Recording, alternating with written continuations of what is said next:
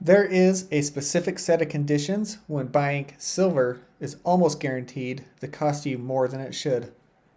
And not because buying silver is a bad idea, not because you picked the wrong coin, but because of when you bought that silver. And the most frustrating thing is that the worst time to buy silver almost looks identical to the best time to buy silver if you're going by just feel. And that feeling is usually the signal to slow down.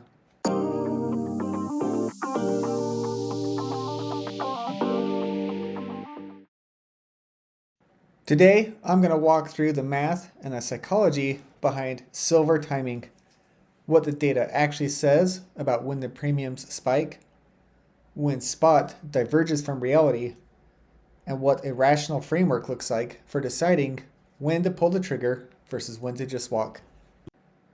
Before we get into timing, let's make sure we're measuring the right thing. Most people think about silver price in terms of spot price. For example, let's say silver is at $75. Did you buy below 75 or above 75? That is the number that most people track. But the spot price is the floor. The actual cost of buying physical silver has two components on top of spot that most people underweight: the premium and the spread. What do I mean by the premium? The premium is what you pay over spot. A silver eagle in normal market condition runs somewhere between $3 and $6 over spot. Generic rounds might be $1.50 or $2 more than spot. During a panic or price spike, those numbers can double or triple. American Silver Eagle premiums hit over $20 over spot at peak demand in 2020 and again in 2022. At $75 a spot, a $20 premium means you're paying nearly 27% over spot price. That's an enormous hole to dig yourself out of as soon as you've made the purchase. The spread is the gap between what dealers charge to sell and what they'll pay to buy back. On a Silver Eagle, you might pay $81 to buy and get paid $68 to sell. That's a $13 spread. If silver doesn't move enough to close that gap, you actually haven't made any money. So when we talk about the worst time to buy, what we are really talking about is the worst time in terms of your all-in cost, not just what the spot chart shows. Those are two different things, and they move on different schedules. Next, let's talk when premiums spike. The first is supply shock, when there's a sudden surge in retail demand that outpaces the mint's production capacity, or dealers run low on inventory and the premiums go up. This happened in March 2020 when COVID hit, and again in early 2021 during the Wall Street Bets silver squeeze. In each of these cases, spot price was elevated and premiums were elevated at the same time. You were paying a double premium, high spot from the dealer markup, and the people who bought simply spent years waiting to break even. The second situation is a spot price rally and then the demand surges. When silver moves fast to the upside, dealers reprice their inventory in real time but cannot always restock fast enough. So they keep their premiums elevated to protect themselves as a rationing mechanism. They would rather sell fewer coins at a higher margin than run out of inventory on thin margins. The result is your all-in cost during a silver rally is often much higher than the spot chart suggests. Earlier this year, silver touched $121. In the weeks before that peak, American Silver Eagles are running $6 to $9 over spot at online dealers, and by mid-April, silver has pulled back to around $75 to $80, and premiums have compressed back towards $4 to $5. The person who bought at the peak paid the highest premium. So to sum up, the pattern is consistent. Premiums expand when demand surges and compresses when demand cools. The worst all-in prices almost always cluster around the moments when everyone else is most excited about buying. Next up, let's get into the mindset. Here's where the psychology comes in, because the math alone does not explain why intelligent people consistently pay top dollar for silver. The first reason is availability bias.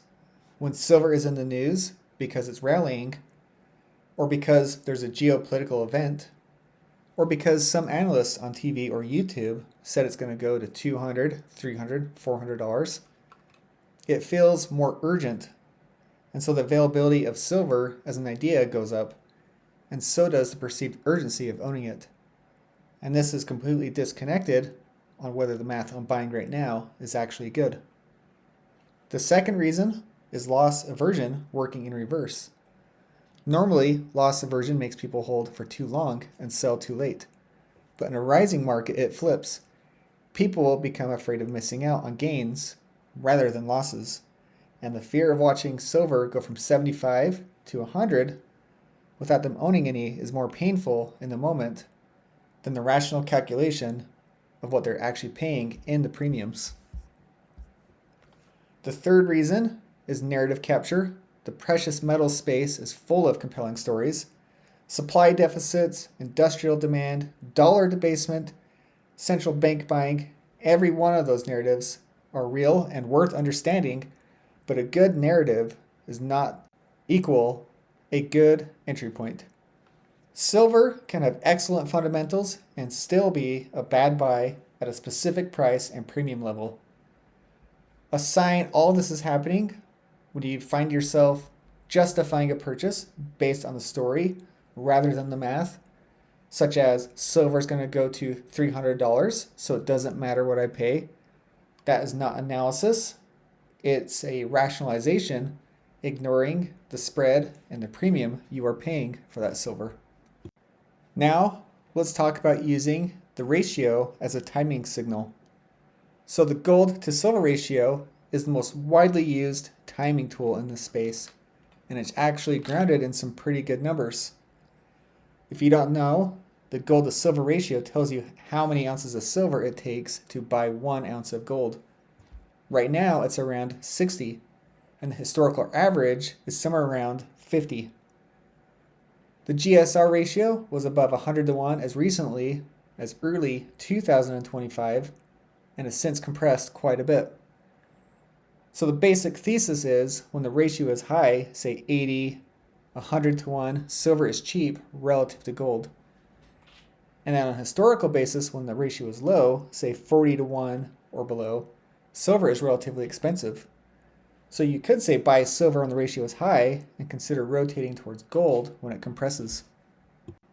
The GSR is a useful signal, but it does have limits. The ratio tells you about the relative value between gold and silver, but it doesn't tell you about absolute value, and it doesn't tell you anything about premiums. You can have a favorable ratio and still pay terrible all-in prices if you're buying into a demand spike. So use the ratio as one input, not the whole answer. So a ratio above 80 is a pretty good setup. A ratio of 60 with elevated premiums is a weaker setup, regardless of what the ratio historically implies. So when should you actually pull the trigger? If the spot price has been flat or declining for a few weeks. When the excitement is out of the market, your all-in cost could be lower. Second, when the premiums are at or below historical norms for the coin type you're buying. And then third, compare your prices to at least 3 online dealers before pulling that trigger. Use websites like findbullionprices.com. You can check really quick in just a minute or two. Number 4, check the gold to silver ratio as a sanity check, but not as a trigger. If the ratio is compressed, you're buying silver at a point where it's already expensive. And then 5th, this is the mindset one. Ask yourself whether you're buying because the math is good or because the narrative is compelling right now. If your answer is mostly about the story, wait a week. The story will still be there, and the premiums might be a little bit better. And now for the boring answer. Everything I just described, checking premiums, the ratio, waiting for flat spot, that's active management. When really, you could just be buying consistently, because you're not going to beat the market trying to time it over a long period. just buy on a fixed schedule, compare prices every time you do go to buy, and don't change the plan based on how exciting the market feels. A consistent $200 a month into silver, always at the best dealer prices available that day, will almost certainly outperform the version where you try to time the market and end up doing big purchases when premiums are the highest. So to put it simply, the worst time to buy is when everyone else wants to buy, because that's when spot is elevated, premiums are elevated, and the spread is the widest. The better times are quieter, flat market, normal premiums. No particular reason to rush, not exciting, and that's kind of the point. As always, this isn't financial advice. I'm not a financial advisor. See you in the next one.